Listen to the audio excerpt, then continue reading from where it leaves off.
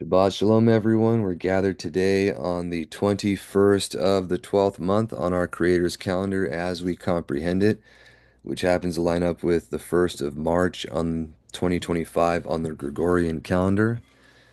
And we're continuing with our study of the book of Yobelim. We've had a little bit of a segue for the last few weeks going over the genealogies, the dividing up of the land, and the introduction of the idolatry that was pre-flood, after the flood, how it came about generally. We didn't go into too many specifics, but how it came about and then was spread from that time. From there, we've gone from the times of the flood to the generation of Abram, or the 20th generation, where Abram is born. And this is where we're picking up back in the book of Yobelim, and I believe this is chapter 11.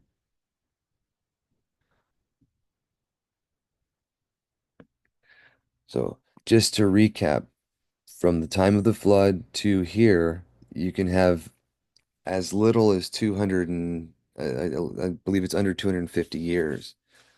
Whether that is exact or general, we can't say for certain.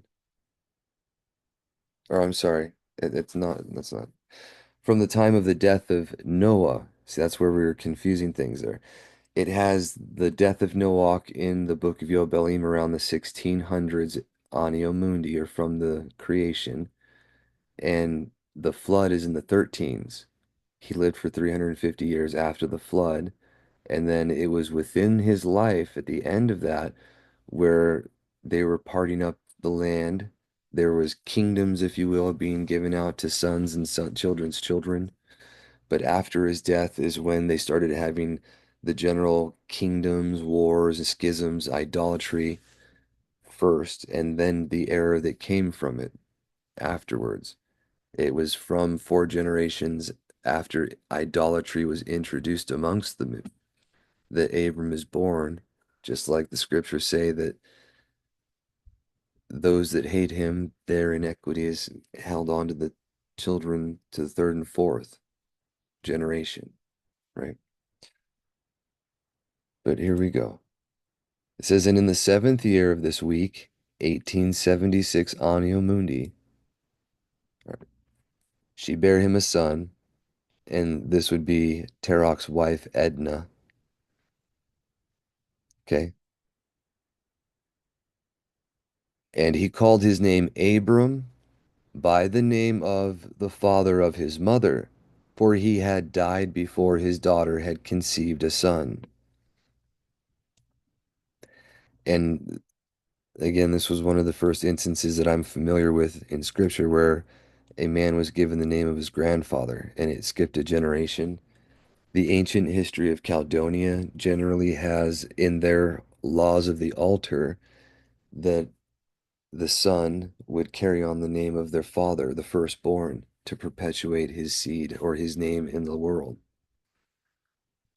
And that was something they have from given above, where we know that the Father, the only true Elohim, has given by inheritance his son his name.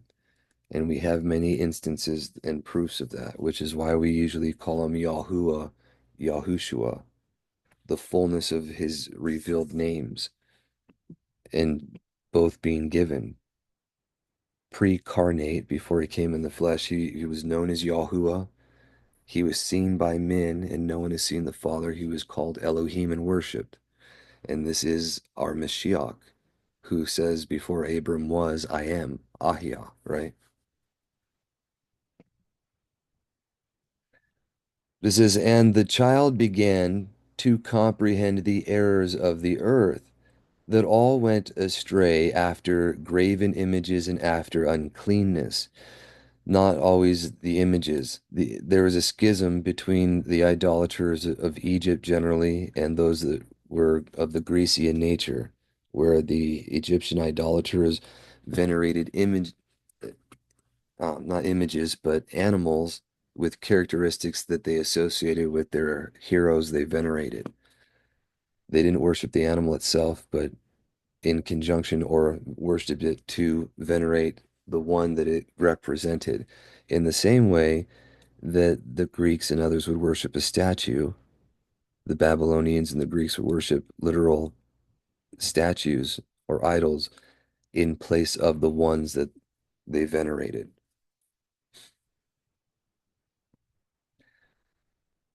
But it says, and his father taught him writing, right? And he was 2 weeks of years old, 14, in 1890 AM, and he separated himself from his father that he might not worship idols with him. And he began to pray to the Creator of all things, that he might save him from the errors of the children of men, and that his portion should not fall into the error after uncleanness and vileness.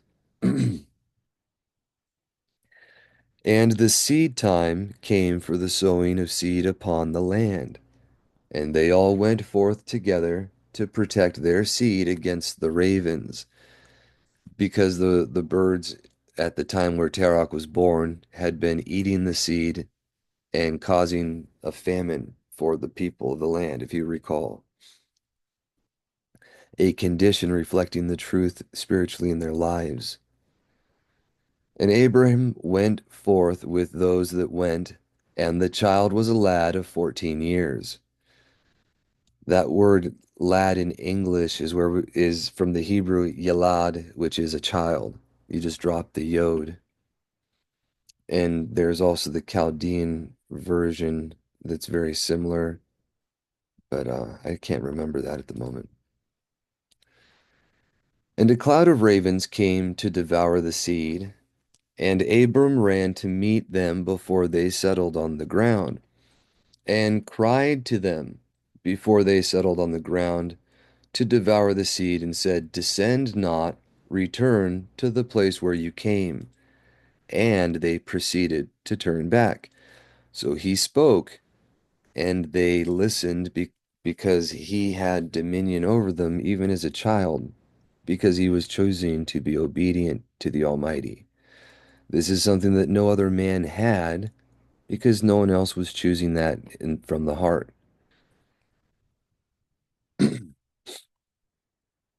And he caused the cloud of ravens to turn back that day 70 times.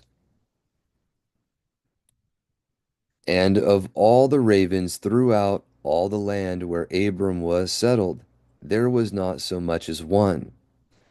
And all who were with him throughout all the land saw him cry out, and all the ravens turned back, and his name became great in all the land of the Kasdim. And there came to him this year all those that desired to sow, and he went with them until the time of sowing ceased. And they sowed their land, and that year they brought enough grain home to eat, and were satisfied.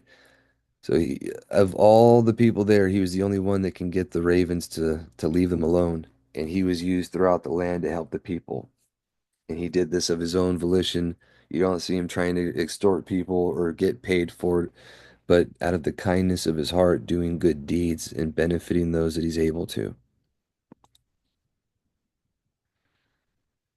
And in the first year of the 5th week, 1891 AM, Abram taught those who made implements for oxen, the artificers in wood, and they made a vessel above the ground, facing the frame of the plow, in order to put the seed thereon. And the seed fell down from upon the share of the plow, and was hidden in the earth, and they no longer feared the ravens.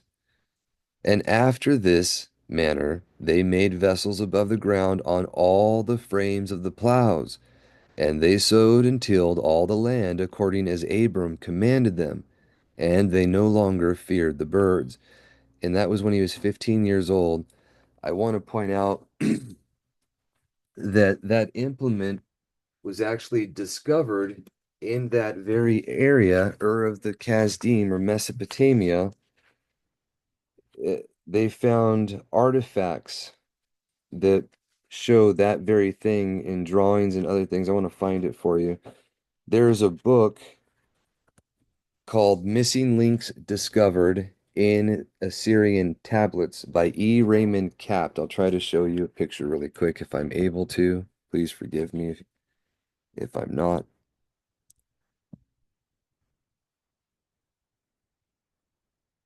But right here, if I'm able to show you.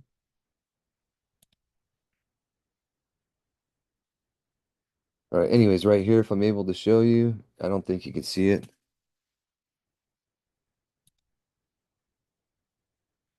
No, you can't see it at all. Just a moment. Let me remove my background.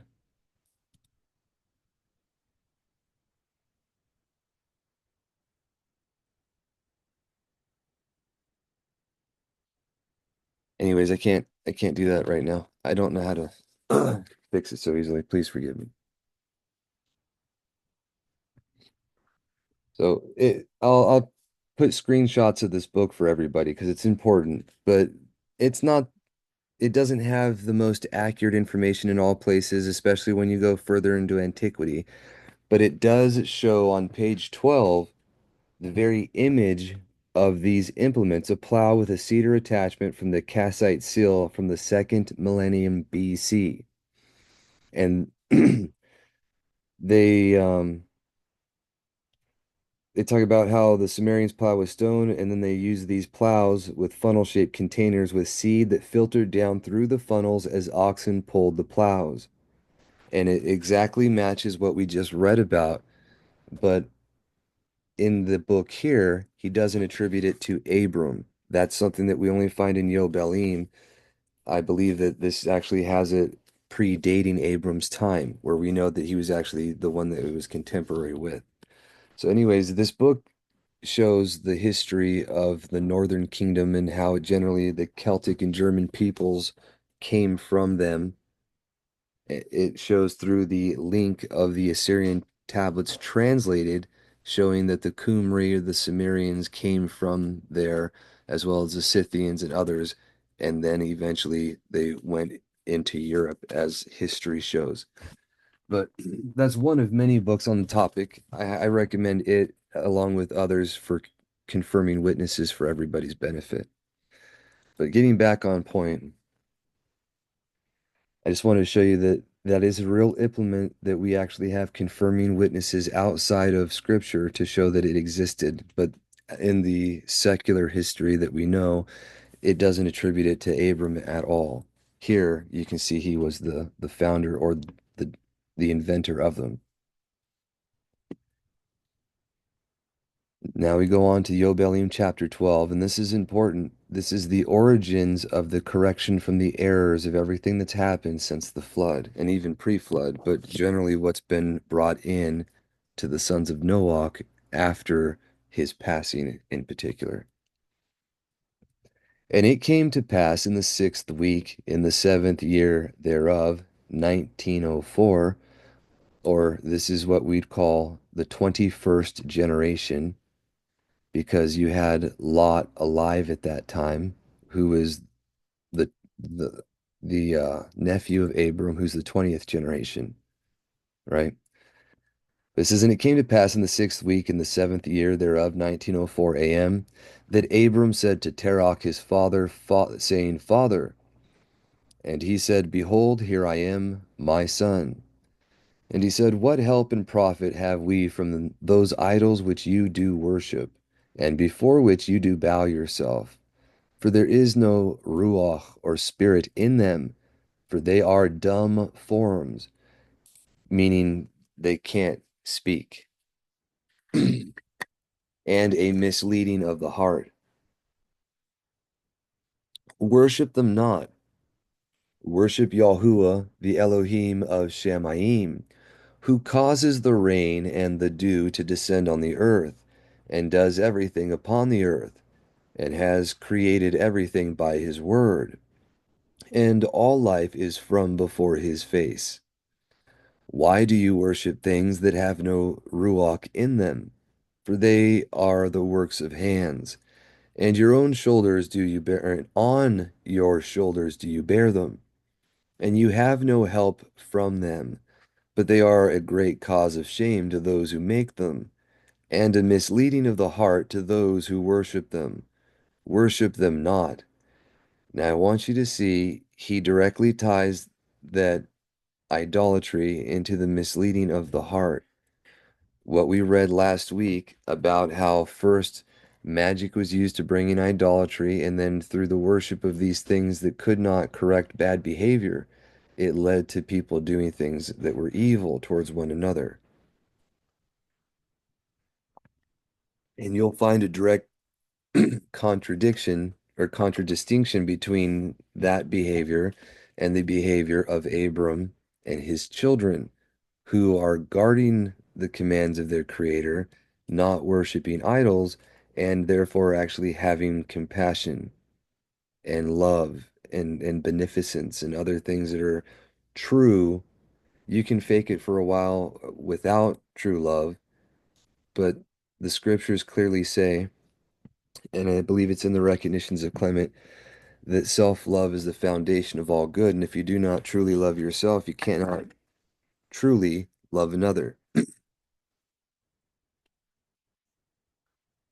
And when you love yourself, you're going to be obedient to the one who made you. That's the essential, the crux of the matter, if you will. But Abram, he's commending his father. He's asking, petitioning, worship them not. And then his father, and here's the key. This is something that we want to be mindful of. The truth is now being presented.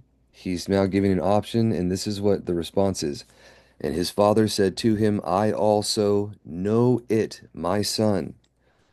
But what shall I do with a people who have made me to serve before them? If I tell them the truth, they will slay me, for their soul cleaves to them to worship them and honor them. Keep silent, my son, lest they slay you.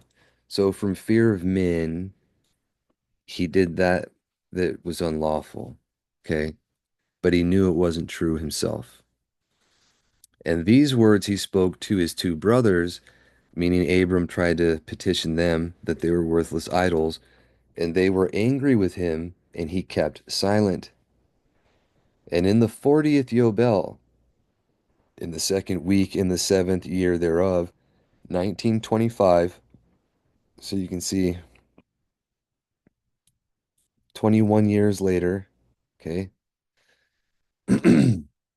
Abram took to himself a wife, and her name was Sarai, the daughter of his father, and she became his wife. Now, it mentions in a couple places he was sisters, or she was his sister, he was her brother, but they were half having different mothers, but the same father. Okay. At this point in time, there was no commandment to prohibit that kind of thing. It was something that had been done previous to them all the way from the beginning, and it was only prohibited when the Torah came, as far as I'm aware. Another instance of this is you have Louis going and marrying, I'm sorry, Jochebed, Louis's daughter, Levi's daughter, marrying her nephew, Amram, who was the same age, born on the same day. I'm not Amram, but yeah, Amram, who was the same age, born on the same day, but to her brother. It says in Haran, his brother took to himself a wife in the 3rd year of the 3rd week, 1928 Anno Mundi, or Anno Mundi, and she bare him a son in the 7th week of this year, 1932, and he called his name Lot, right? And that's the 21st generation, like I was mentioning. It was in this generation where we'd read last week or the week before in one of the sections of the recognitions of Clement that it was in this week that a son died before his father for the first time due to an incestuous crime. And that was the idolatry here that we're reading about. And Nahor his brother took to himself a wife. And in the 60th year of the life of Abram, that is, in the 4th week, in the 4th year thereof, 1936 a.m., Abram arose by night and burned the house of the idols. And he burned all that was in the house, and no man knew it. So he busted a Gideon before Gideon was even existing. And Gideon, we now see, was like an echo of what Abram did by destroying the house idols of his forefathers. And it's something that we were enjoined to do is part of the Torah. It is part of the common law to break down these things, but it's not something that's so much done today. There's actually laws or statutes, which would be municipal code, man-made laws that prohibit the destruction of the idolatrous religions of others. So you can see there's a contrast between where those instructions come from.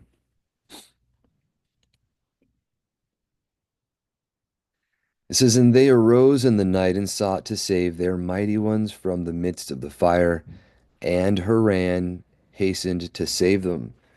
But the fire flamed over him, and he was burnt in the fire, and he died in Ur of the Kasdim before Terach his father, and they buried him in Ur of the Kasdim." Now, you can look at what happened with Adam and his children. You can look at what happened with Aharon and his children with the strange fire and what they did, right? Reaping the things that they sow. You can see what happened here with Terach and then directly with his own son, where he knowingly gives up others to idolatry. His son's burnt in the fire due to giving himself up to idolatry. So these kind of things we have to take a more serious accounting of, because this is how reality works. And we don't want to suffer these things on purpose or in ignorance any more than anyone else does, right? It says, "And Terach went forth from Ur of the Kasdim, he and his sons, to go into the land of Lebanon and into the land of Canaan. And he dwelt in the land of Haran, which is in what we'd call Syria or Assyria, the Armenia. It's north of what we'd call Canaan there, or the Levant. And Abram dwelt with Terach his father in Haran 2 weeks of years. And in the 6th week, in the 5th year thereof, 1951 a.m., Abram sat up throughout the night on the Chodesh of the 7th month to observe the stars from the evening to the morning, in order to see what would be the character of the year with regard to the rains. And he was alone as he sat and observed. Now, this is nowhere written in Scripture to do, but this is one of the things that he learned from the Kasdim writings, their astrology, if you will, part of prognostication. And a word came into his heart, and he said, "All the signs of the stars and the signs of the moon and of the sun are in the hand of Yahuah. Why do I search them out?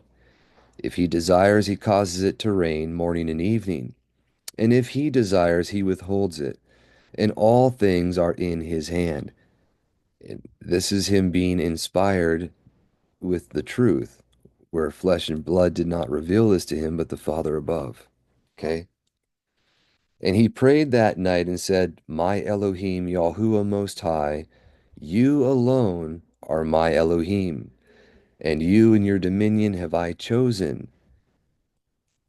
If you've ever read the Apostolic Constitutions and gone over what is needed for those that are being instructed to do before they are immersed to become believers, renouncing Satan, his pomp and his ways, and taking on Yahuwah Elohim's, is what's enjoined. And it's kind of exactly what you see him doing in this very prayer, where he's casting away the ways of wickedness and evil through demons and evil spirits, and claiming Yahuwah himself to be his only master.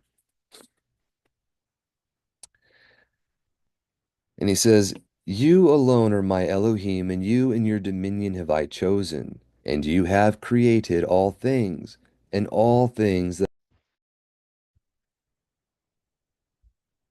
Sorry about that. I got kicked, I take it? What part did you last hear?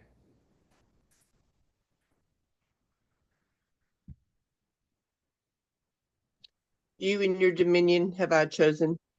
All right, thank you for that. And he says, "And you and your dominion have I chosen, and you have created all things, and all things are the work of your hands." So I don't know if you hear about the Apostolic Constitution's comment? Yes. Okay. So it says, "Deliver me from the hands of evil spirits who have dominion over the thoughts of men's hearts, and let them not lead me astray from you, my Elohim. And establish you me and my seed forever, that we go not astray from henceforth and forevermore." And he said, "Shall I return unto Ur of the Kasdim who seek my face, that I may return to them? Or am I to remain here in this place? The right path before you prosper it in the hands of your servant, that he may fulfill it, and that I may not walk in the deceitfulness of my heart. Yahuah, my Elohim." So he was being petitioned by the Kasdim to come back, obviously, because he was such a benefit to them from his youth, although they probably wanted him to take on the position of his father as the priest of their idols, something that he probably was not willing to do. And this is what he was praying for. Please listen to the response because this is the reintroduction of the Hebrew language after what, 4, 5, yeah, 4 generations, 5 generations.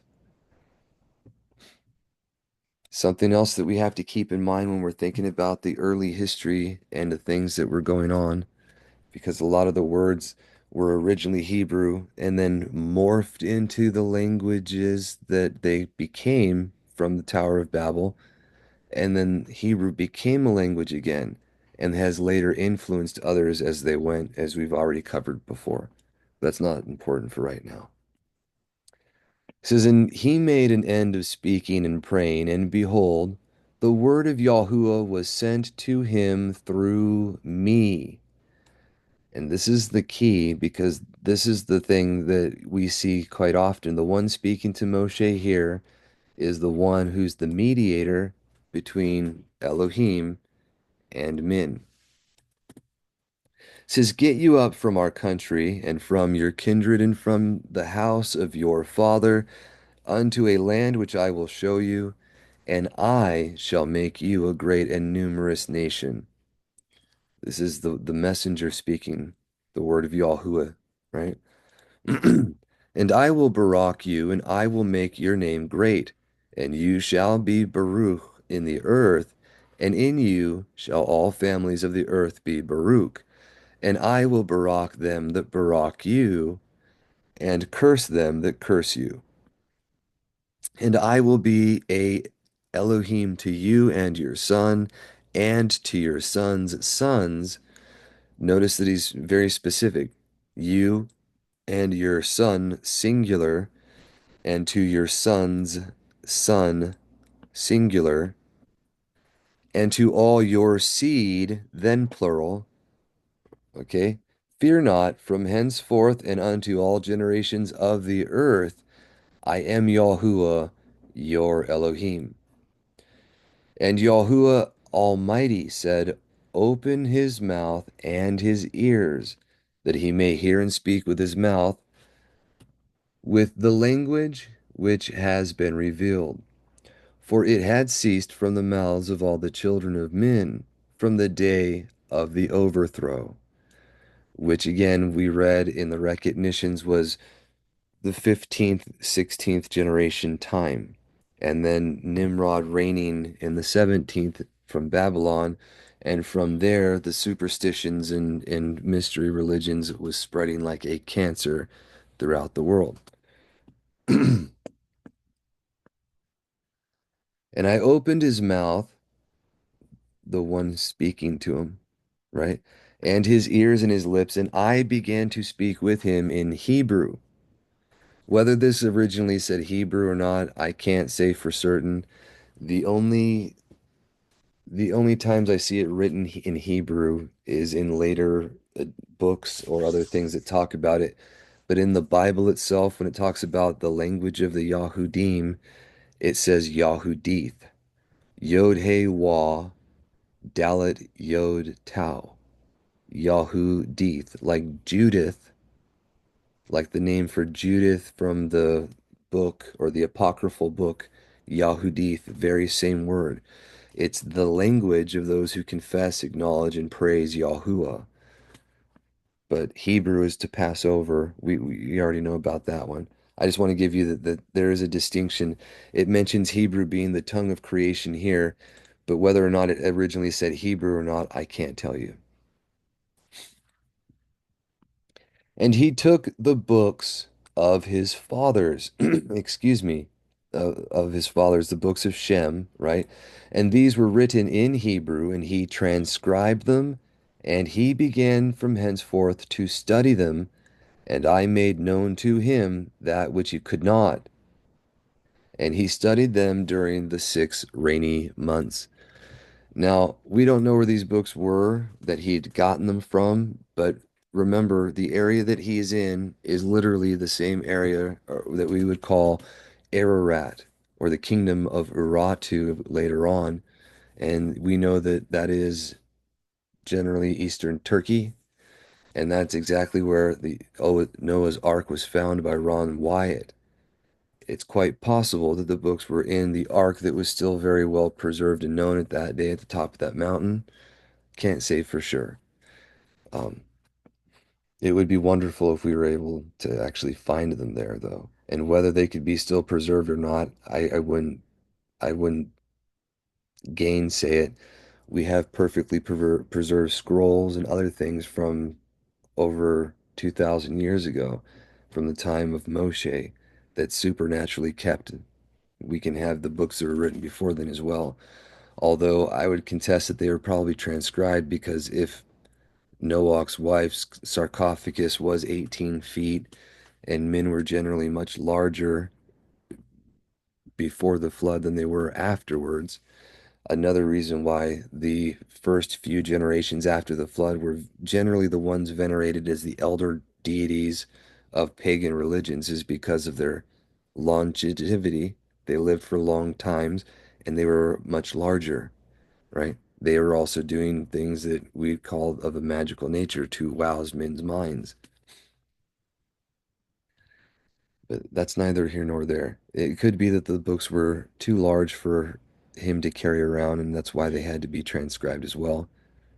But at his point, and whether they were really books or scrolls or just sheepskins, I can't give you a definitive answer, right? But it might have been a much larger than what is normally carried around by a man. So it says, it came to pass in the 7th year of the 6th week, 1953 a.m., that he spoke to his father and informed him that he would leave Haran and go into the land of Canaan to see it and return to him. And Terach his father said to him, Go in shalom. May the eternal Yahuwah make your path straight, and Yahuwah be with you, and protect you from all evil, and grant unto you free unmerited pardon, mercy, and favor before those who see you. And may none of the children of men have power over you to harm you. Go in shalom. What a baraka, what a blessing to get from your father. Now, this is after he was already a man in repentance, no longer serving idols, having suffered the consequences of his choices, but preferably repenting and speaking to his son and blessing him in the name of the Creator. So, what a great thing. Not something that we get too much of or we talk about too much, but you can see it here. It says, And if you see a land pleasant to your eyes to dwell in, then arise and take me to you, and take Lot with you, the son of Haran, your brother, as your own son. Now, adopting him, you can see a little more of the context of why maybe he felt obligated to take care of his brother's son, because his brother died consequently from something that he had done. Although no wrong was ever attributed to Abram for what he had done.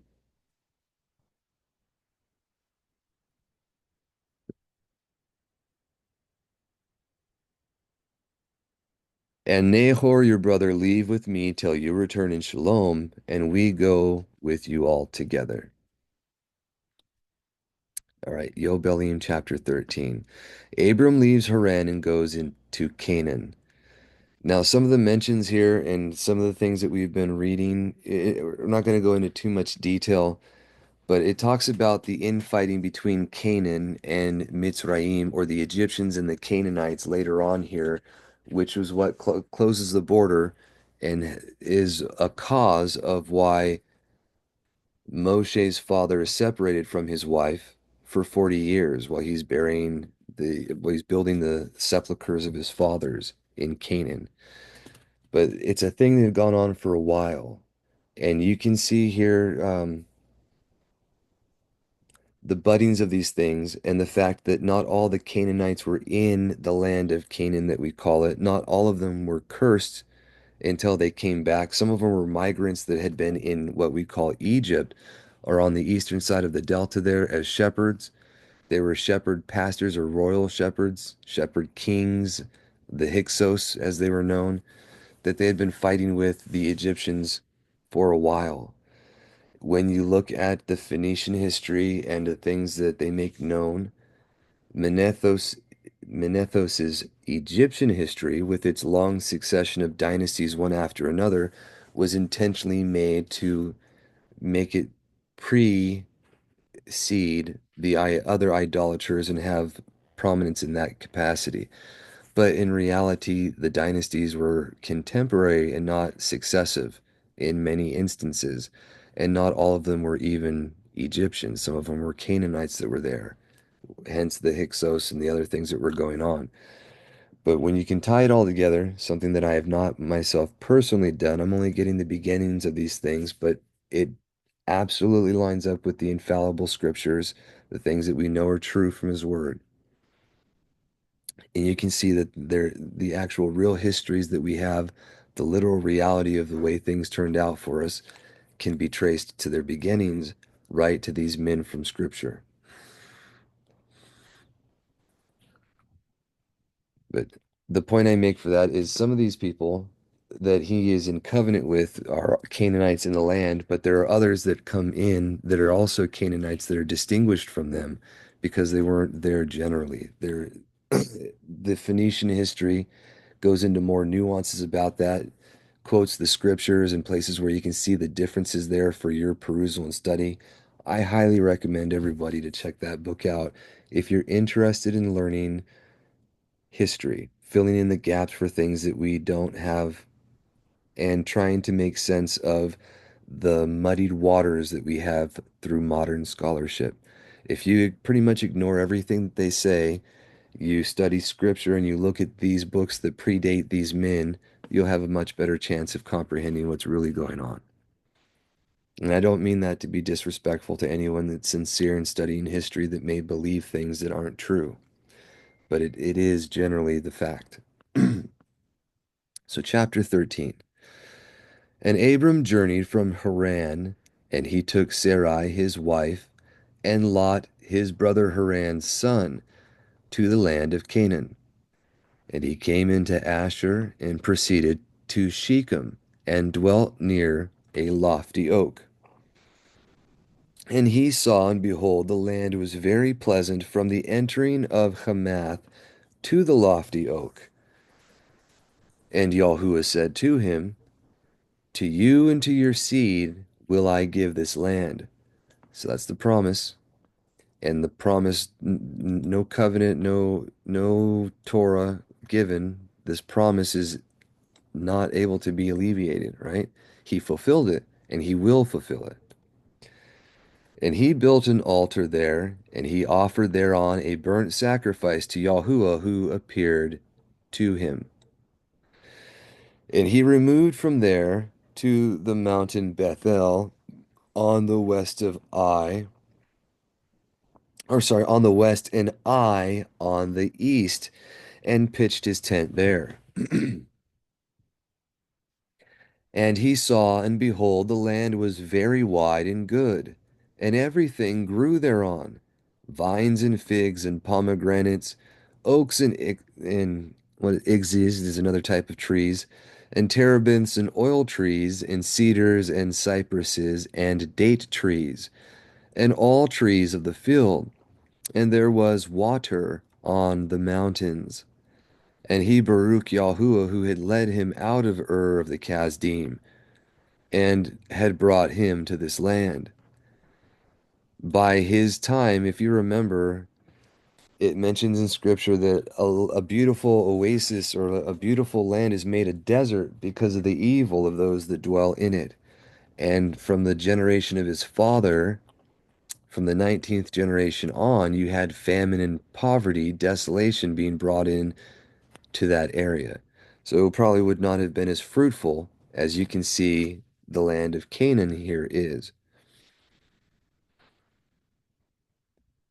And it came to pass in the first year, in the seventh week, on the new month of the first month, the Chodesh of the first month, right? 1954 AM, that he built an altar on this mountain and called on the name of Yahuah. You, the eternal Yahuah, are my Elohim. So he kept the appointed time.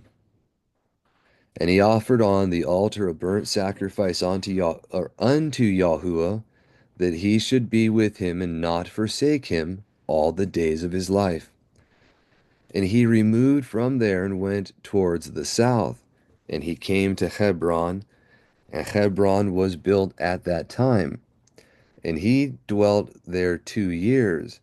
And he went there into the land of the south to Bealoth, and there was a famine in the land.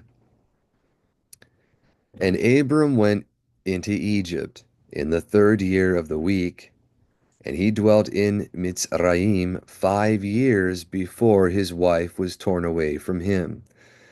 And in just a moment, we'll show you the last section that's really intact here from the Genesis Apocryphon that we'd covered for the last few weeks.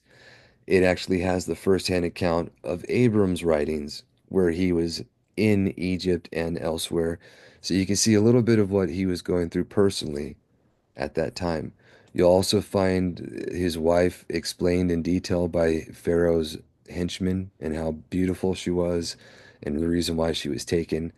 And also that Abram or was able to deliver Pharaoh from demons and cure diseases when he prayed to the Almighty. So very interesting things. Now, Tanius in Egypt was at that time built 7 years after Hebron. And it came to pass when Pharaoh seized Sarai, the wife of Abram, that Yahuah plagued Pharaoh and his house with great plagues because of Sarai, Abram's wife. And Abram was very wealthy by reason of possessions in sheep and cattle and donkeys and horses and camels and men servants and maid servants, and in silver and gold exceedingly. And Lot also, his brother's son, was wealthy. And Pharaoh gave back Sarai, the wife of Abram, and he sent him out of the land of Mitzrayim, and he journeyed to the place where he had pitched his tent at the beginning, to the place of the altar, with Ai on the east and Bethel on the west. And he Baruch Yahuah his Elohim, who had brought him back in Shalom. That bringing him back in Shalom is what Jacob, his grandson, echoes in his sojournings and was predicated on part of his vow, if you all recall, and that we'll get to again here in the course of time through this book. Excuse me. It says, and it came to pass in the 41st Yobel, in the third year of the first week, 1963 AM, that he returned to this place and offered thereon a burnt sacrifice and called on the name of Yahuah and said, You, Most High Yahuah, are my Elohim forever and ever. And in the fourth year of this week, 1964 AM, Lot parted from him, and Lot dwelt in Sodom. And the men of Sodom were sinners exceedingly. And it grieved him in his heart that his brother's son had parted from him, for he had no children. And it mentions in the recognitions that before he had any children of his own, he had already adopted two. He had had Lot, and he had adopted his servant Eleazar to be his inheritor should he die childless. And these are types and pictures of things in parable before the coming of the covenant children and then the promised seed after them, if you keep on with Yishmael and then Yitzhak, right? And in that year when Lot was taken captive, Yahuah said to Abram after that Lot had parted from him in the fourth year of this week, Lift up your eyes to the place where you are dwelling, northward and southward and westward and eastward. For all the land which you see, I will give to you and to your seed forever, and I will make your seed as the sand of the sea. Though a man may number the dust of the earth, yet your seed shall not be numbered. Arise, walk through the land in the length of it and the breadth of it, and see it all. So he tells you, for all the land which you see, he's going to give them. And then he tells you to go and look and see it all, for to you and your seed will I give it. And Abram went to Hebron and dwelt there. And then it's going to go on to the encounter here. I want you to keep in mind this is the first mentions of kings rising up against kings and wars with multiple kings here that we have in the times of Abram. But this is after the buddings of idolatry and schisms and divisions and everything. It had been going on previous. And you can see the consequences of this, where sons of Shem rise up against others of Shem and fight against them, where what they try to do to another happens to them.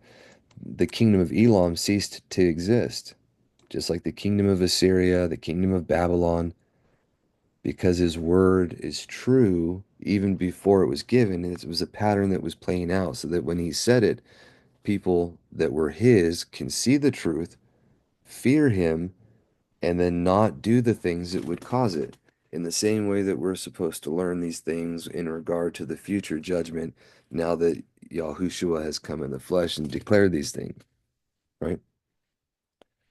But we'll continue finish this real quick, and if we have, and when we have time, we're gonna go check the Genesis Apocryphon. It says, and in this year came Shedor Laomer, king of Elam, and Amram fell, king of Shinar, and Arioch, and this is the healer of the people. Okay, he was going to be healing them. I can't remember what this word means, but the Abram, there's a great etymological online site for scriptural names that go over etymologies and the things about them. I'll try to share that for you. I've gotten the etymologies for these beforehand for different purposes, but it's interesting to look at what their names are and realize where they come from and what they represent. These are the pagans, and it was basically the pagans of Shem that rose up and subdued the pagans of Ham that were in their land, and they actually had them in subjection for a while till they rebelled and they were fighting against them. But it just so happened that Lot was caught up with it, and it wasn't for his sake, but for the sake of Abram, that these men were overcome in the liberation of Lot, right? because the promise is given to Abram that he would be his buckler and shield and not to fear any man. But let's continue here. It says, the king of Shinar, and Arioch, the king of Selazar, and Targal, the king of Goyim, or nations. And they slew the king of Gomorrah, and the king of Sodom fled, and many fell through wounds in the field or the vale of Siddim by the salt sea. And they took captive Sodom and Adam and Zeboim, and they took captive Lot also, the son of Abram's brother, and all his possessions, and they went to Dan. And one who had escaped came and told Abram that his brother's son had been taken captive, and Abram armed his household servants. For Abram, and in, I believe it's the Epistle of Barnabas, it talks about how this is prophetical for the 318 in Greek. The letters is the iota, the what represents the hay, which they don't have the hay there anymore as a letter in Greek at all, if I remember correctly. And then the tau, or the cross, the T, right? And that's the Greek characters that represent 318, but it was the sign of Yah on the stake, which was the deliverance through which Abraham was given. So that's a really weird tie-in of the Greek language being used in a foretelling manner for men for the benefit of the kingdom. And that's not an unusual phenomenon. Surprisingly, the entire Koine Greek new renewed covenant was written with that nuance in mind. You can see it with the Passover, the word Pesach, and what it means in Greek, not Hebrew, has connotations with our Mashiach as well. So he is the author of all language. It was intentional that that very phenomenon would be. And the fact that the ancient Greek language was an admixture of Hebrew is something that probably plays into that as well. But I encourage everyone to look into that on your own time. It's not really relevant to what we're reading here.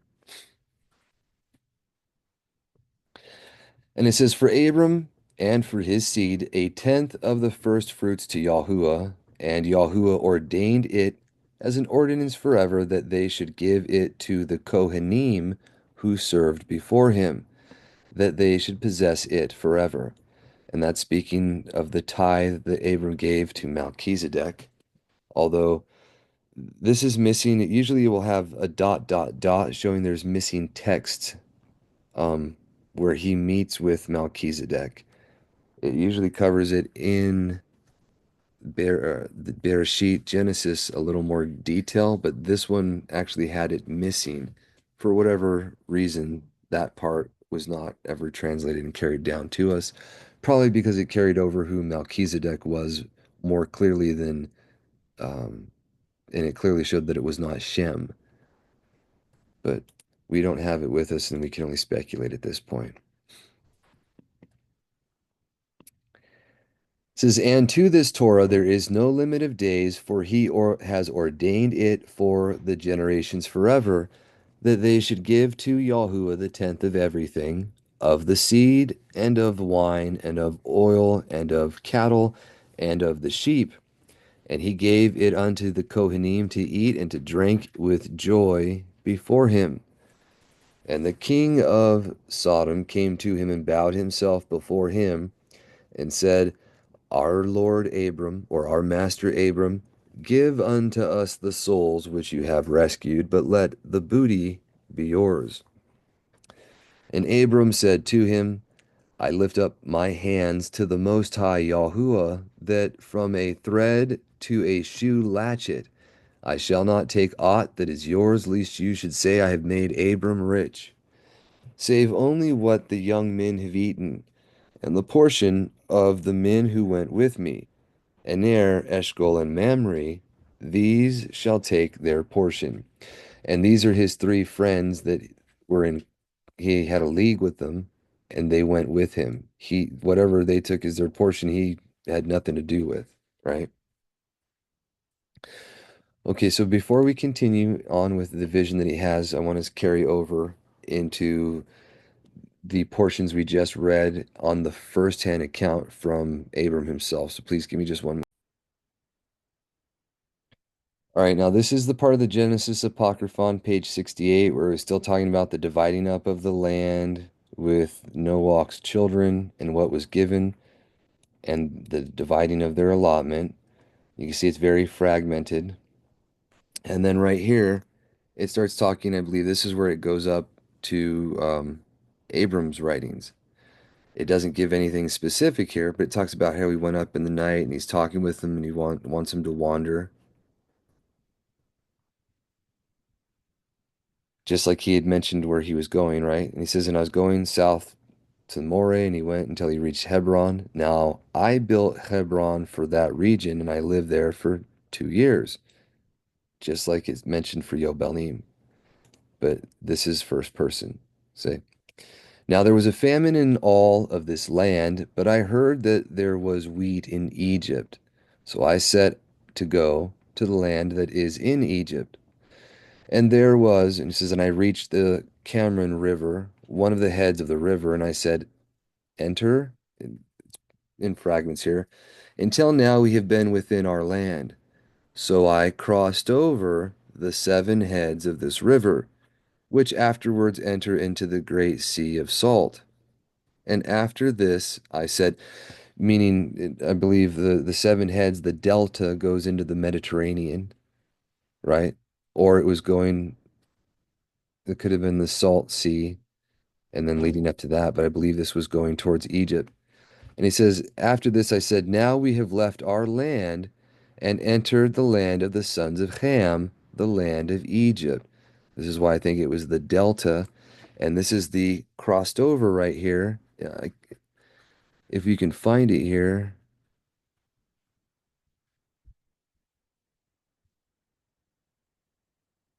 I'd have to look. I don't see where it might say Hebrew at all, but there might be an Aramaic writing.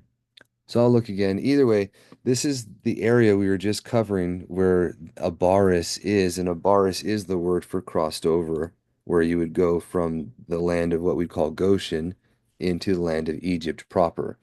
And then from the Genesis Apocryphon here and known secular history, the dividing line was the Nile River, not the land, but the eastern side of the Nile River there belonged to Shem, Arabia specifically, which was in agreement with what we see right here as well.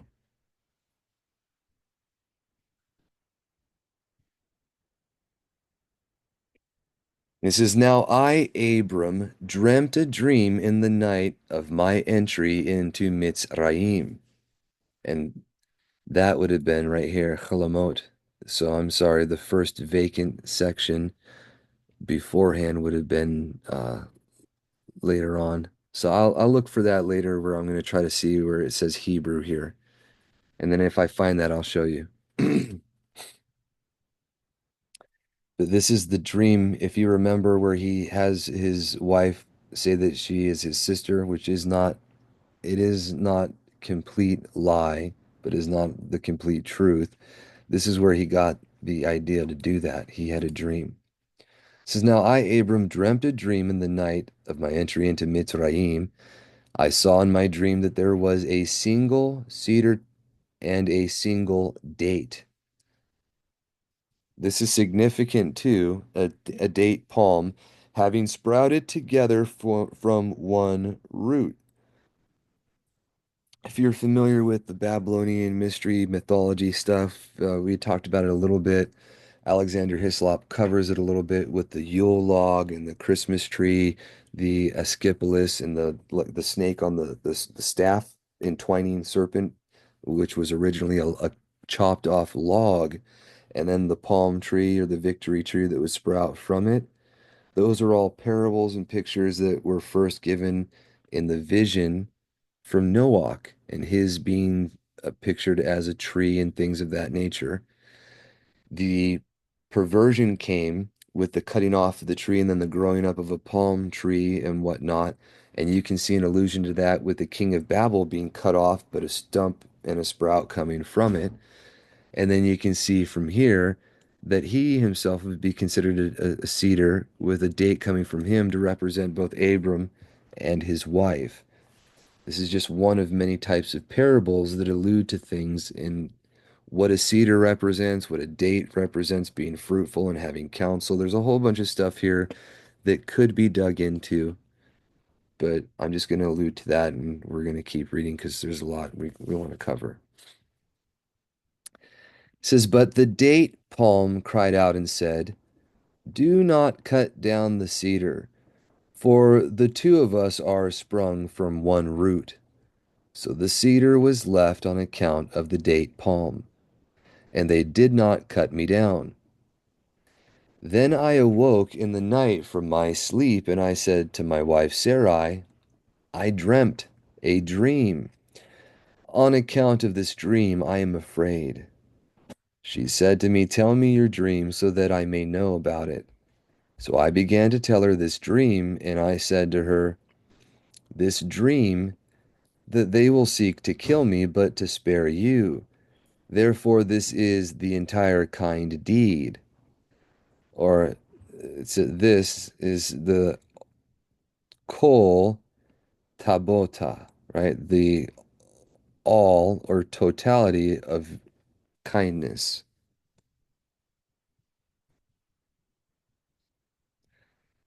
"That you must do for me in all cities that we will enter, say of me, 'He is my brother.' I will live under your protection, and my life will be spared because of you." Now, that's an inclination that he thought to do. I want to point out, and this isn't, I'm not trying to pick out faults, I'm trying to show things, a contrast, because it says that everything's written for our edification. He does not inquire of Yahuah what to do with this dream he was given. He comes up with this determination. Now, it might have been the right thing for him to do, but we don't see here where he prayed to ask for guidance. In contradiction to that, you find that most dreams are given a revelation from the Almighty for their interpretation. That was not so done here that I can see. Um, that doesn't mean that it wasn't. Sometimes it's implied, right? But I want to point out when Dawid had situations, he inquired of Yahuah, and when he said go, he went, and when he said don't, he didn't. And that was the man after his own heart that we ought to follow, because this situation led to Sarah being taken on multiple occasions, and eventually she was given a covering to hide her beauty, what we'd call a head covering, right? And that was to help so this would not happen anymore. The fact that women would wear a covering was carried on and carried down in their families in the laws of the altar in the ancient history of Caledonia.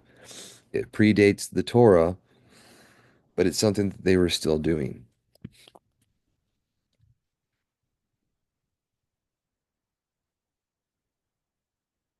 It says, "They will seek to take you away from me and to kill me." Sarah wept because of my words that night. And a lot of these spaces you see breaks and spaces because the text is missing. So we just have to deal with that and try to make the best of what we can. Okay? "When we entered into the district of Egypt," breaks off, Pharaoh Zoan breaks off then, and Sarai to turn towards Zoan. "And she worried herself greatly that no man should see her for 5 years. She tried to stay hidden. Now at the end of those 5 years," it says, "to me and 3 men from the nobles of Egypt," it says, "by Pharaoh Zoan, because of my words and my wisdom. And they were giving me many gifts. They asked scribal knowledge and wisdom and truth for themselves. So I read before them the book of the words of Hanok." These men wanted to know because he had such wisdom, and they came to learn, and he read to them what he had transcribed. giving of them what you'd say he was giving the good news at the time. And it says, in the womb in which he had grown, they were not going to get up until I would clearly expound for them the words of. So they were staying with him. He wanted to hear the words of Enoch, and they were entertaining him, and they saw his wife. That's the gist of it. And now we get to see their description of what she looks like. Okay? This is where they are describing her to Pharaoh. This is how resistible, irresistible, and beautiful is the image of her face. Lovely her forehead, and soft the hair of her head. How graceful are her eyes, how precious her nose. Every feature of her face is radiating beauty. Her lovely, or how lovely is her breast, and how beautiful her white complexion. That's number four here. We've gone over that before. It's the word like Laban, right? Where you have the word for Laban, is the word for white. It's the same word that's described as her beautiful whiteness, right? And Laban, being a descendant and uncle and relative, was also known as white. The white Syrians were, it's known in history, it's not even a thing, but these are where what we call generally the Caucasian people or the white people came from. Not all of them, but generally. There were some also of lighter complexions, the Elamites and others, what they call Aryans, but they were Shemites. That was the point. Generally, they were from the sons of Shem and not Japheth or um, Ham.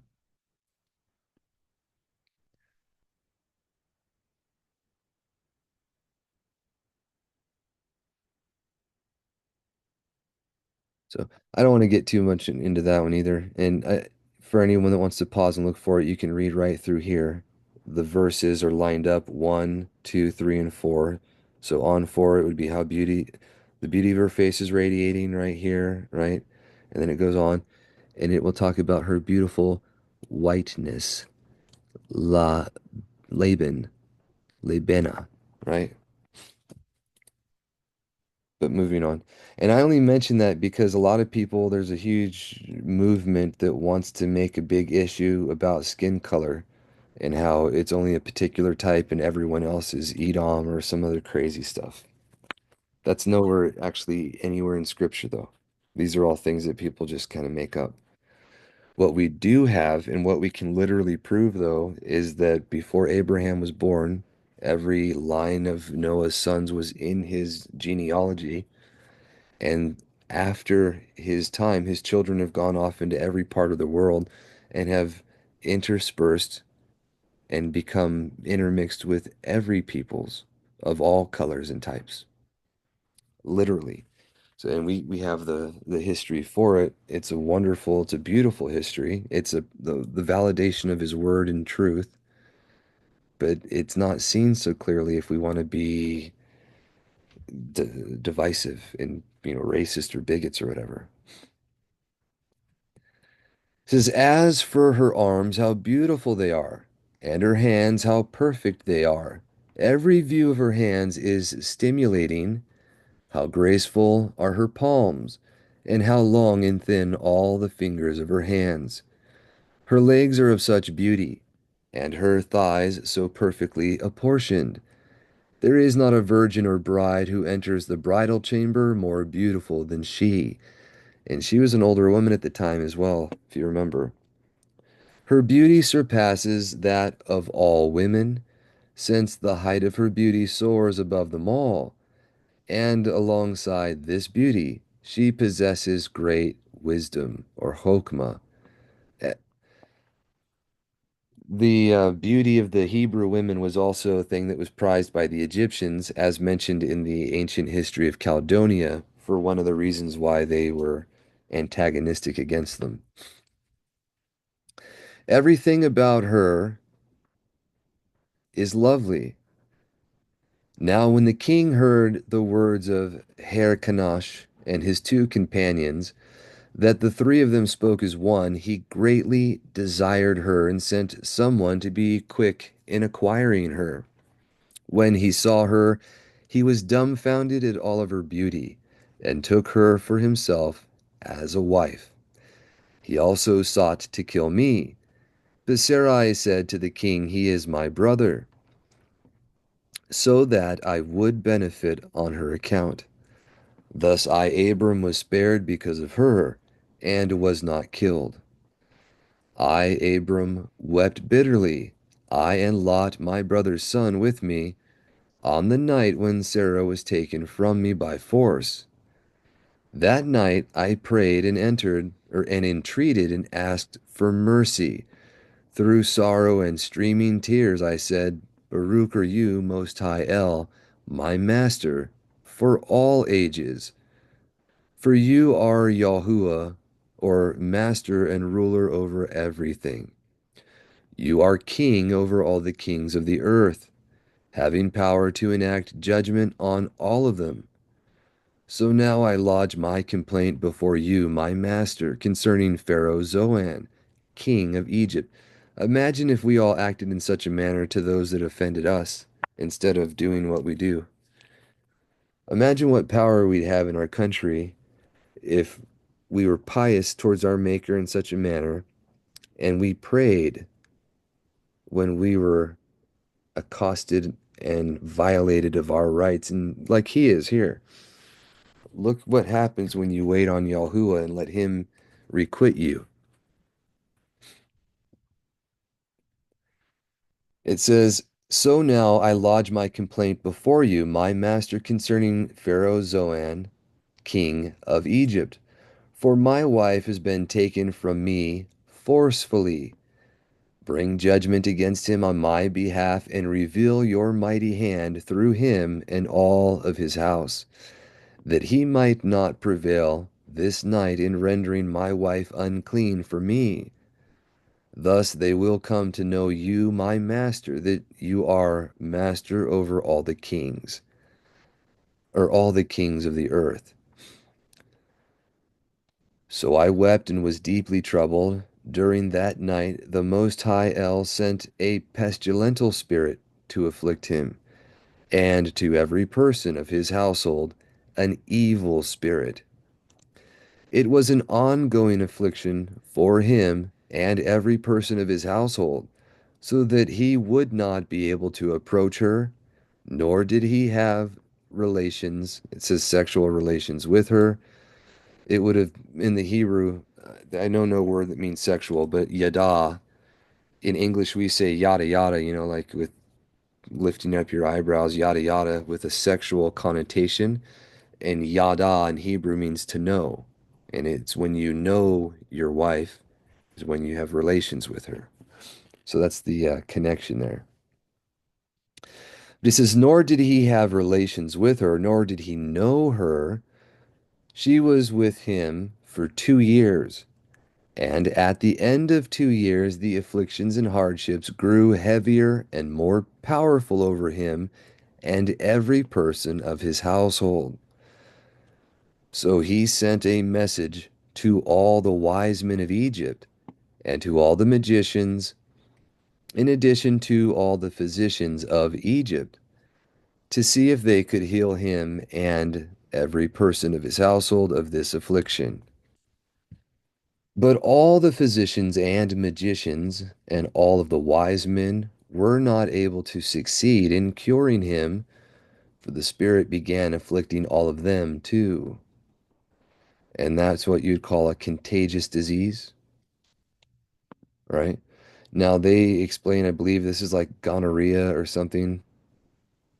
The, but that's not the point. I don't know if that's something that they'd say is it's an STD that's transmittable, right? Right here, I'm just trying to point out it's attributed to demons as a manifestation of what happens when unclean spirits have dominion over you because of your actions. It says, so that they fled the scene, right? At this point, Kanash came to me asking that I come pray over the king and lay my hands upon him so that he would live. This was because he had seen me in a dream. But Lot said to him, Abram, my uncle, cannot pray over the king while his wife Sarai is with him. Now, you remember, it doesn't give you the reason, or it doesn't give you how the Pharaoh's wise one knew in Genesis to go to Abram to return the wife, but he mentioned it to him for that restoration to happen. Here we see that it was because Lot mentions it to him that he was able to discover that.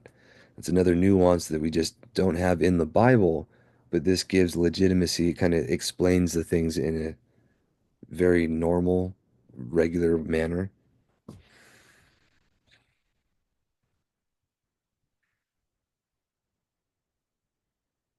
But it says, the king, while his wife Sarah is with him, now go and tell the king that he should send his wife away from himself to her husband. Then he will pray over him so that he might live. Now, when Hyrcanosh heard the words of Lot, he went and said to the king, all these afflictions and hardships that are afflicting and troubling my master the king are due to Sarai, the wife of Abram. Just return Sarai to Abram, her husband, and this affliction and the spirit of foulness will depart from you. So the king called me and said to me, what have you done to me? Why were you saying to me, she is my sister, when she was your wife, so that I took her as a wife for myself? Here is your wife, take her, go and get yourself out of every district of Egypt. But now pray over me and my household that this evil spirit may be driven away from us. So I prayed over him that I might heal him, and I laid my hands upon his head. Thus the affliction was removed from him, and the evil spirit driven away from him. The king recovered, rose up, and gave to me on that day many gifts. And the king swore to me by an oath that he did not have sexual relations with her, nor did he defile her. Then he returned Sarai to me, and the king gave to her much silver and gold, and much clothing of fine linen and purple, which, and it breaks off, before her, as well as Hagar, where she got her Egyptian servant, right? Thus he restored her to me and appointed for me a man who would escort me from Egypt to, right, to your people. And that gives a better explanation for how those things came about, that we don't quite have all those details. It says, now I, Abram, grew tremendously in many flocks, and also in silver and gold. I went up from Egypt, and my brother's son Lot went with me. Lot had also acquired for himself many flocks, and took a wife for himself from the daughters of Egypt. I was encamping with him at every place of my former encampments until I reached Bethel, the place where I had built the altar. I built it a second time, and offered upon it burnt offerings and a meal offering to the Most High El, or El Elyon. And I called there on the name of Yahuah of the ages. I praised the name of Elohim, Baruch Elohim, and gave thanks there before Elohim because of all the flocks and goods that he had given to me, and because he had worked good or tov on my behalf and returned me to this land in Shalom, which we had just read about, right? You can see this is the first-hand witness of it. After this day, Lot departed from me due to the behavior of our shepherds. He went, and this was because beforehand there was open, spacious areas for their flocks. It was pretty prevalent and wide. But after they left, remember there was a famine, and so they went into Egypt, but they weren't the only ones there. If you recall, we were just talking about how the eastern edge or the eastern side of the Nile was given to Shem's allotment. That was generally inhabited by pastoral peoples, not necessarily the Egyptians. And they were the ones that were contesting with them and having some schisms for a while. It was a reason why the idolaters that worshipped images and the ones that worshipped animals were abominations to one another because of the antagonisms of the peoples. But um, when there was famines and when there was infighting and the people that were there, the shepherds that were there would come back into Egypt or into Canaan here. That was the other named Canaanites or the other Canaanites than the ones named that were already in the land. That's when they were running out of room between them all for their own livestock, just for some context. And that was actually talked about in the comment that book on the Phoenician history that we had shared a few weeks ago. It says, after this day, Lot departed from me due to the behavior of our shepherds, and he went and settled in the Yarden, he will come down in judgment, the Yarden Valley, along with all of his flocks. And I also added a great deal to his belongings. As he was pasturing his flocks, he reached Sodom and bought a house for himself in Sodom. It mentions that the buying of land and doing things of that nature was not necessarily what was always approved by our Maker. Okay, it's not something that he wanted, it's not something that he joined of his children. It's actually prohibited in the ancient history of Caledonia, but it was made a mainstay of America through Catholics and other things. I'm not saying it was completely Catholic that was the reason why, but it is contrary to the will of our Maker if you believe what's written here and the ancient history of Caledonia. You look at the intents and the things that he said to do. Every man was given according to the size of his family the allotment that he needed. He was not having to buy or be in perpetual debt servitude to anybody. Says he lived in it while I was living on the mountain of Bethel, and it was disturbing to me that Lot, my brother's son, had parted from me.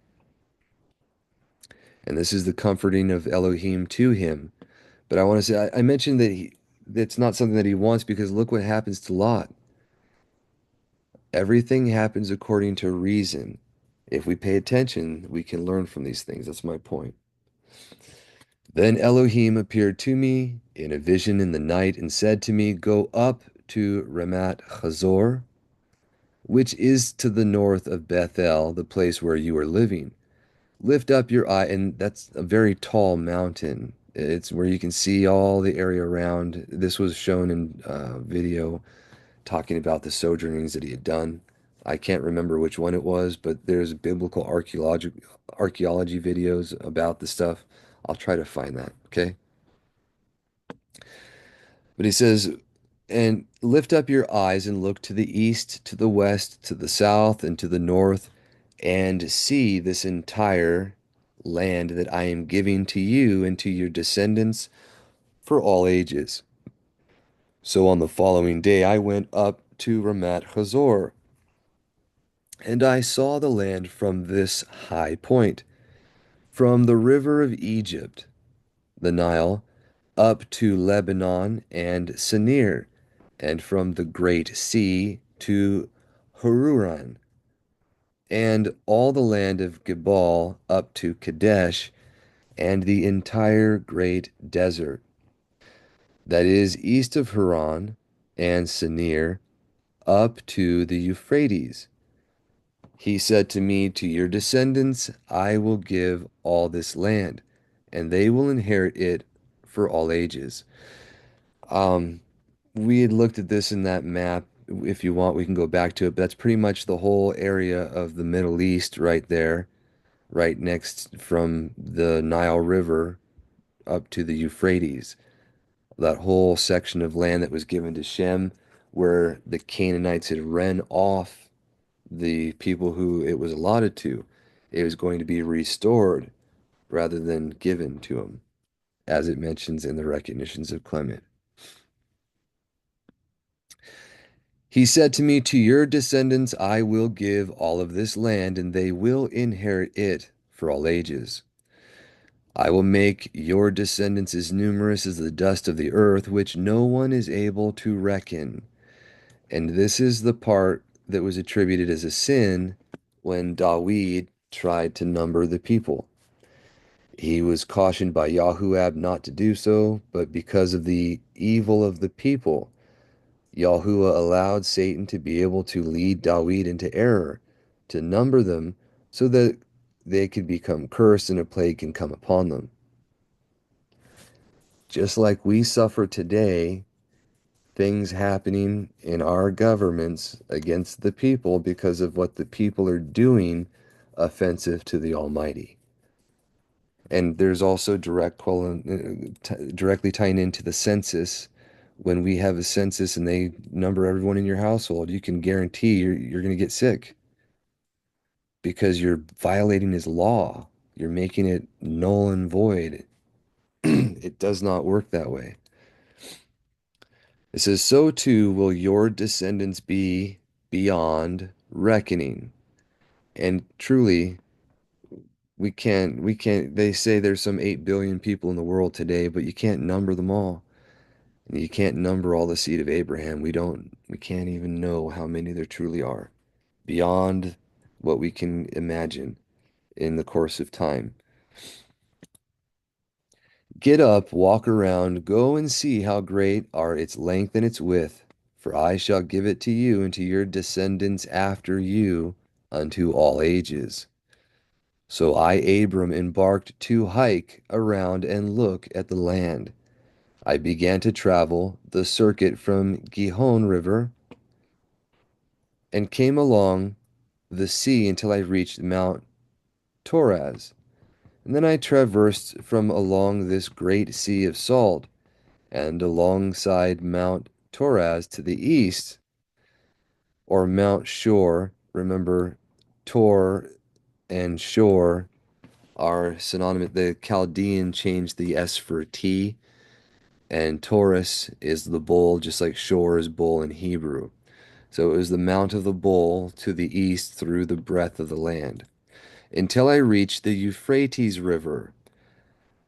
This seems to show that the Gihon here is the Nile, because he came from that going around. And again, we look at the picture, compare it to what we were talking about. It names it the Gihon as well. Whether that's true, I can't say for certain.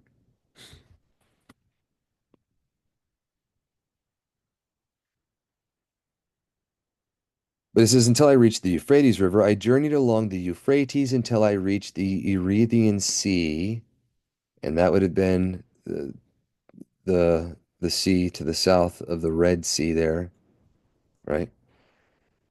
To the east, and was traveling along the Erythraean Sea until I reached the Gulf of the Sea of Reeds, of the Red Sea, which extends out from the Erythraean Sea. I went around to the south until I reached the Gihon River, and then I returned, arriving at my house in safety. I found all of my people safe, and went and settled at the oaks of Mamre, which are near Hebron. So what we just witnessed right there, and I didn't realize it at first, but that would be the echo of when Noach went out and surveyed the land for his children and divvied it up. Now Noach's surveying the land for him and his children, and it will later on be divvied up as an echo of the truth playing out, the kind of thing that we can see happening over and over again, right? To the northeast of Hebron, I built an altar there and offered upon it a burnt offering and a meal offering to El Elyon. I ate and drank there, I and every man or person of my household. I also sent an invitation to Mamre, Arnem, and Eshcol, 3 Amorite brothers, my friends, and they ate and drank together with me. It says, before these days, Dar Leomer, the king of Elam, Amram fell, the king of Babylon, Arioch, the king of Capricordia, that gives you a little more detail. That's Turkey, right? And Tyrol or Tigral, right? The king of Goyim, which is Mesopotamia, so the king of the nations, which is Mesopotamia, came and waged war with Bera, the king of Sodom, and with Birsha, the king of Gomorrah, and with Shinab, the king of Admah. Here's one of those Shah suffixes, the Birsha, right? Never has a good connotation in scripture. And there's a gentleman, Mikhail's Shabbat studies. He does quite a few studies on the etymologies and the tying of the words for Shah and the relations for Yahushua and his name. So I recommend those of his, if nothing else, because they're very well done and you can confirm it, study it out for yourself. It says, and with Shemiabad, the king of Zeboim, and with the king of Bela. All of these banded together for battle at the valley of Shadim, so the valley of fields, right? The king of Elam and the kings who were with him overpowered the king of Sodom and all of his allies, and they imposed a tribute on them. Now, in the larger scheme of things, the Shemites beat the Hamites because the Hamites were violating a larger covenant. They were in the land not apportioned to them and could not keep victory. For 12 years they were paying tribute, or their tributes rather, to the king of Elam, but during the 13th year they rebelled against him, so that in the 14th year the king of Elam gathered together all of his allies. They went up the way of the desert, destroying and plundering from the Euphrates River onward. They destroyed the Raphidim, right, who were in Ashtera of Karnaim, the Ashtra of Karnaim, so that's Ash, Ashtarte of Kronos, of the city of Kronos. There's more to that. There's also a Kronos or the Carneum in the land there over by Bashan and Gilead. It's mentioned in the Maccabees. These are the areas that Ham and his wife and his people had inhabited a little bit before going into their own allotments. So that's gone over in more detail in those areas. We'll get to it in the course of time, but I did want to point it out as we were reading that. I didn't know it was right here. The Zuzanim who were in Ammon, the Inim who were in Shavah Hakarioth, and the Hurrians who were in the mountains of Gebal, until they reached El Paran, which is in the desert. They then turned back and destroyed En Dina, which is in Hazazon Tamar. Vacate, right? So that's a space. Now, this is just showing, and there's a lot of it, a lot of destruction when there was infighting, kingdoms, rising of kingdoms, nations, and peoples against others. They were destroying their idols, destroying the things that were of their own particular religions, having power over them. All of that was at the instigation of Satan and demons. None of that was by our Maker's will. These were the messengers given over to him for him to use and to lead people astray and destroy them as he pleases. It still happens today, but I want you to realize it's a house divided, which means it cannot stand. The fact that they're trying to do unity, well, that's a different thing, but that's what the universal religion was all about. Now the king of Sodom went out to meet them along with the king of Gomorrah, king of Admah, or Adam, right? The king of Zeboim, and the king of Bela. They engaged the battle in the valley of Siddim against Shedolar Omer, and the kings who were with him. But the king of Sodom was crushed and fled, while the king of Gomorrah fell, and many from all breaks off. The king of Elam plundered all of the goods of Sodom and of Gomorrah, and all the possessions of, breaks off, and all that they found there, while Lot, the son of Abram's brother, who was living in Sodom together with them along with all his flocks, was taken captive. But one of the shepherds of the flock that Abram had given to Lot, who had escaped from the captors, came to Abram. So it was originally a servant of Abram's that returned to him. That's a little more context than we had before. Now, at that time, Abram was living in Hebron, and he informed him that his brother's son Lot had been captured, along with all of his property, but that he had not been killed. Also, that the kings had set out on the way of the great valley toward their province, while all the while taking captives, plundering, destroying, killing, and heading for the city Damascus. Then Abram wept over his brother's son Lot, having collected himself, just like Dawid when he had his family first plundered. There's an echo. He wept, and then he collected himself and went and saved them, right? But having collected himself, Abram got up and chose from among his servants 318 choice warriors fit for battle. Arnem, Eshcol, and Mamre also set out with him. He chased after them until they reached Dan, where he found them, camping in the valley of Dan. He swooped upon them at night from all four directions, killing among them throughout the night. He crushed them and chased after them, and all of them were fleeing before him until they reached Helbon, which is situated to the north of Damascus. There he took away from them everyone they had captured, all, all that they had plundered, and all of their own goods. So what they sought to do to others was done to them, right?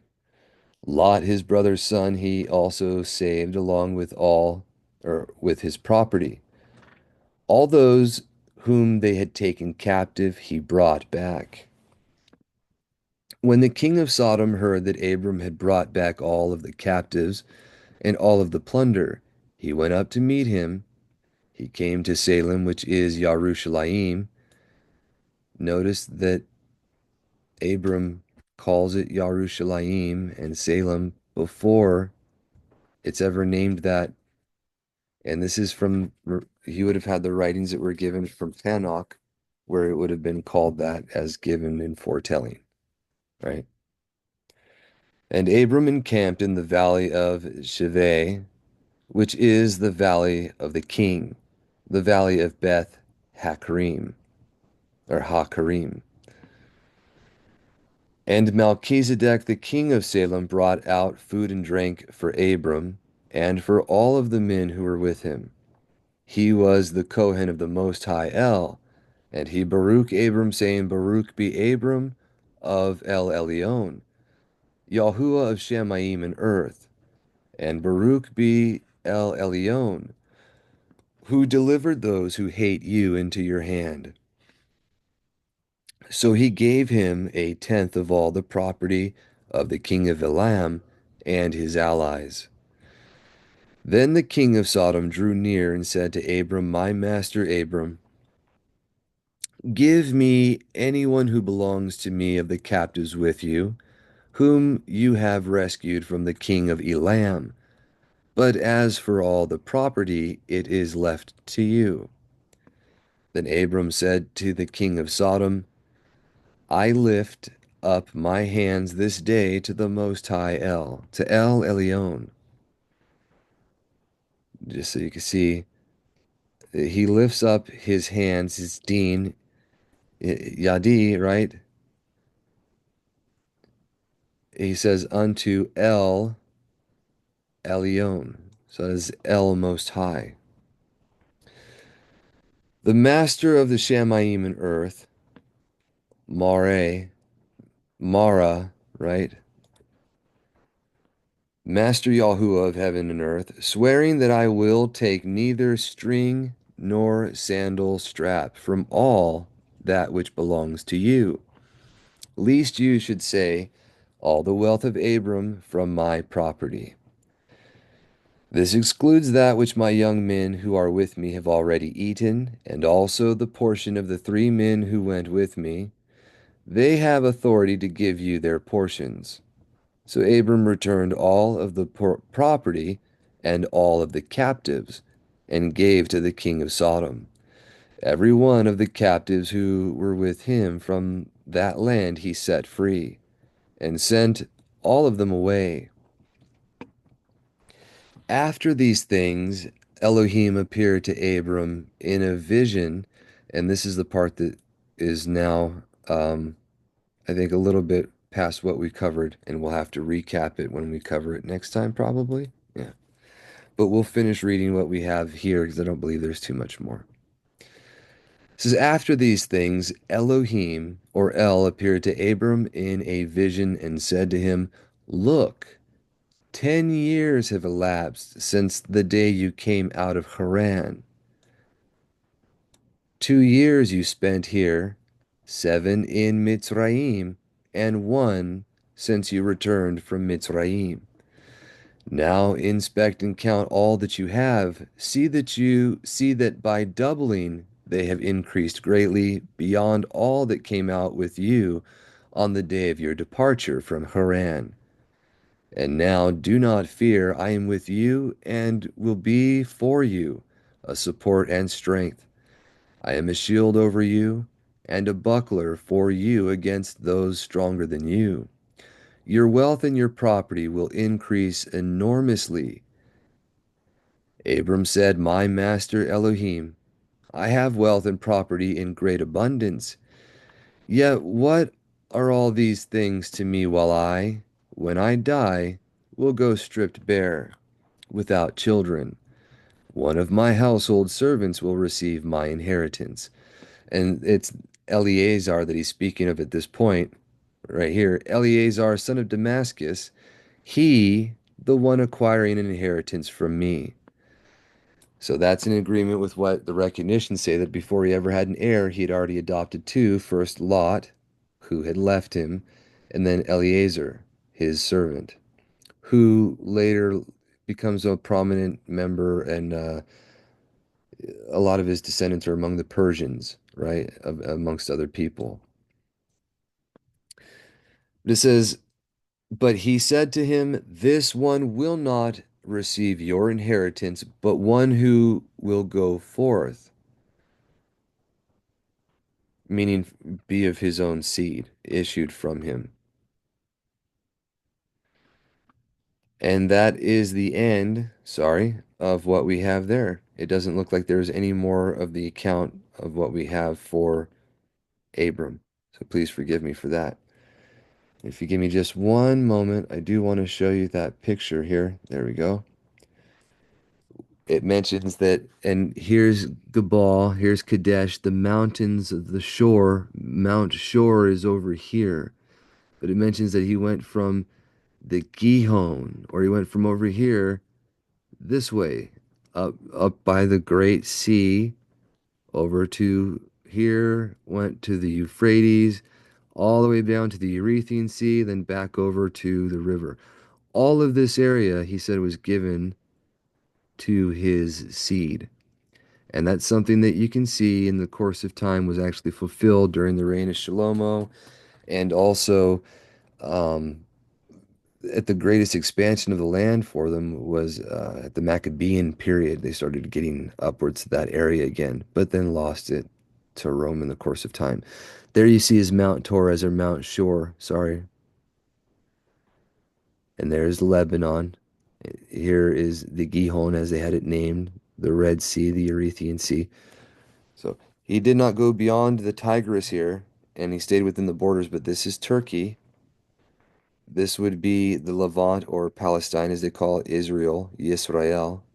And then this goes into the Delta. They consider this the Sinai Peninsula, but you can see that that would have been part of his allotment. And then all of that side of the eastern side of the Nile River there was not really given to Ham's children. It was for the sons of Shem. But that's all we have for today. So thank you for your time. God willing, this has been edifying, and you can see the beginnings of the correction from all the problems that had happened after the flood in Abram, first from turning from idolatry, and then when asking to be delivered from the evil spirits that rule over men, he was given the words of truth carried down from the righteous men of his ancestors to transcribe and study, something that we ourselves are trying to do for those very same purposes, because the truth sets us free. So, you all have a wonderful Shabbat, Shalom, a great week ahead, Shavuot Tov, and we will see you next time.